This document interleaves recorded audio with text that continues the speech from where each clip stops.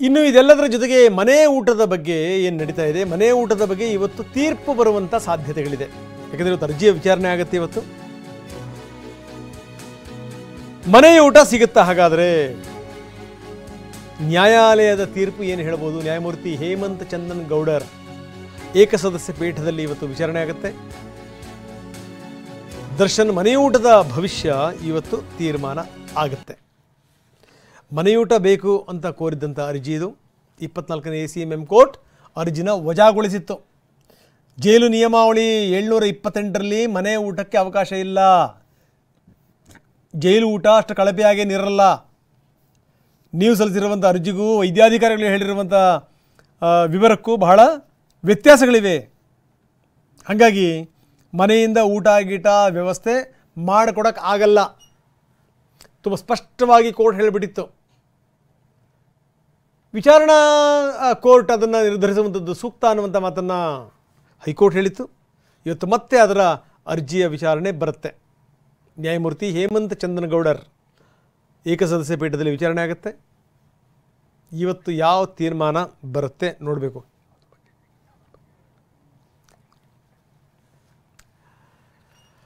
ಬರೀ ನಮ್ಮ ಸಿನಿಮಾ ಪ್ರತಿನಿಧಿ ಜಗಿನ್ ಈಗ ನಮ್ಮೊಂದಿಗೆ ನೇರ ಸಂಪರ್ಕದಲ್ಲಿದ್ದಾರೆ. ಮಾಲ್ತೇಶ್ ಜಗಿನ್. ಮಾಲ್ತೇಶ್, ನಾವು ಗಮನಿಸ್ತಾ ಇದ್ದೀವಿ ಎಷ್ಟರ ಮಟ್ಟಿಗೆ ಏನು ಅಂತ. ನಾನು ಆರಂಭದಲ್ಲಿ ಒಂದು ಮಾತನ್ನು ಹೇಳಿದೆ ನೋಡಿ.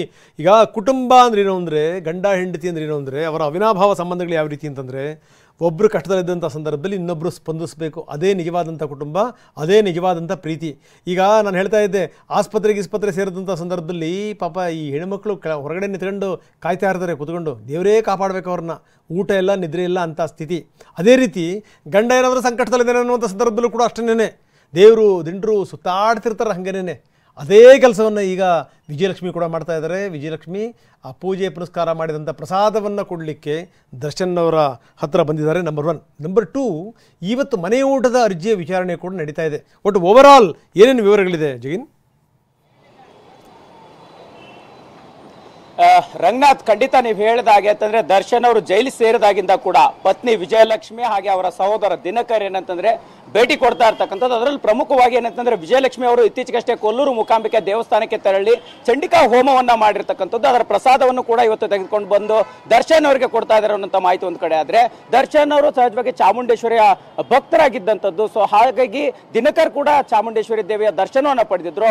ಅದರ ನಿಮಿತ್ತ ಅಲ್ಲಿಯ ಪ್ರಸಾದವನ್ನು ಕೂಡ ತೆಗೆದುಕೊಂಡು ಬಂದು ದರ್ಶನ್ ಅವರಿಗೆ ಕೊಡ್ತಾ ಇರುವಂತಹ ಕೆಲಸದಲ್ಲಿ ಈಗ ಕುಟುಂಬದವರು ನಿರತರಾಗಿರ್ತಕ್ಕಂಥದ್ದು ಒಂದು ಕಡೆ ಆದ್ರೆ, ಅಂದ್ರೆ ಈ ಒಂದು ಸಂಕಷ್ಟ ಏನಿದೆ ಅದರಿಂದ ಪಾರು ಮಾಡುವಂತ ನಿಟ್ಟಿನಲ್ಲಿ ಕುಟುಂಬ ದೇವರ ಮೊರೆ ಹೋಗಿರ್ತಕ್ಕಂಥದ್ದು ಒಂದು ಕಡೆ ಆದ್ರೆ, ಇನ್ನೊಂದು ಕಡೆ ಜೈಲಿನಲ್ಲಿರ್ತಕ್ಕಂತಹ ದರ್ಶನ್ ಅವರಿಗೆ ಮನೆ ಊಟದ ಅವಶ್ಯಕತೆ ಇದೆ ಅನ್ನುವಂಥ ರೀತಿಯ ಅರ್ಜಿ ವಿಚಾರಣೆ ಕೂಡ ಇವತ್ತಿರುವಂತದ್ದು. ಸೊ ಅಂದ್ರೆ ಸದಸ್ಯ ಪೀಠದಲ್ಲಿ ಇವತ್ತು ಅರ್ಜಿ ವಿಚಾರಣೆ ಇದೆ. ಅಂದ್ರೆ ದರ್ಶನ್ ಅವರಿಗೆ ಜೈಲಿನ ಊಟ ಹೋಗ್ತಾ ಇಲ್ಲ, ಹಾಗಾಗಿ ಅವರಿಗೆ ಮನೆ ಊಟ ಮತ್ತೆ ಹಾಸಿಗೆ ವ್ಯವಸ್ಥೆ ಆಗ್ಬೇಕು ಅನ್ನೋ ನಿಟ್ಟಿನಲ್ಲಿ ಈಗ ಅರ್ಜಿ ವಿಚಾರಣೆ ಕಡೆ ಕೂಡ ಇರ್ತಕ್ಕಂಥದ್ದು. ಈಗಾಗಲೇ ಏನಂತಂದ್ರೆ ಮ್ಯಾಜಿಸ್ಟ್ರೇಟ್ ಕೋರ್ಟ್ ನಲ್ಲಿ ಅರ್ಜಿ ವಜಾ ಆಗಿದೆ. ಬಟ್ ಇವತ್ತು ಹೈಕೋರ್ಟ್ ನಲ್ಲಿ ಅರ್ಜಿ ವಿಚಾರಣೆ ಇರುವಂತದ್ದು. ಸೊ ಜೈಲು ನಿಯಮಾವಳಿ 728ರ ಪ್ರಕಾರ ಏನಂತಂದ್ರೆ ಮನೆ ಊಟಕ್ಕೆ ಅವಕಾಶ ಸುಲಭಕ್ಕೆ ಸಿಗುವಂತಹ ಸಾಧ್ಯತೆಗಳು ಕಡಿಮೆ ಇದೆ. ಸೊ ಸಾಧ್ಯತೆಗಳು ಇಲ್ಲ ಅನ್ನುವಂಥ ಮಾಹಿತಿ ಇದೆ. ಸೊ ಹೀಗಾಗಿ ಇವತ್ತು ದರ್ಶನ್ ಅವರಿಗೆ ಮನೆ ಊಟದ ವಿಚಾರವಾಗಿ ಯಾವ ರೀತಿಯ ತೀರ್ಪು ಬರುತ್ತೆ ಅನ್ನುವಂಥ ಕುತೂಹಲ ಕೂಡ ಹೆಚ್ಚಾಗಿರ್ತಕ್ಕಂಥದ್ದು. ರಂಗನಾಥ್, ಓಕೆ, ಧನ್ಯವಾದ ತಮ್ಮೆಲ್ಲ ಮಾಹಿತಿಗೆ.